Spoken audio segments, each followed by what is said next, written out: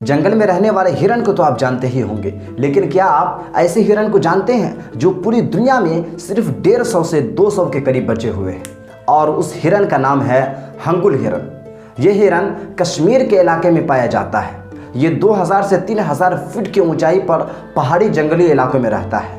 नर हंगुल हिरण के गर्दन पर घने बाल होते हैं और उनके सींग लंबे और गोल होते हैं, जबकि मादा हिरण के पास न तो सींग होते हैं और न उनके गर्दन पर घने बाल होते हैं। यह आमतौर पर आपको पहाड़ी इलाके में दिखाई देगा, लेकिन जब सर्दियों के मौसम में बहुत ज़्यादा सर्दी पहाड़ों पर पड़ती है तो ये नीचे उतरकर घाटियों में आ जाते हैं और इस तरह लोग उनका शिकार बहुत आसानी से कर लेते हैं। एक रिपोर्ट के मुताबिक 1947 में इनकी तादाद 2000 से भी ज़्यादा थी, जो 1955 में घटकर 200 से 250 के करीब पहुंच गई है। हमारे चैनल को लाइक शेयर सब्सक्राइब जरूर करें। हम फिर मिलेंगे अगली वीडियो में।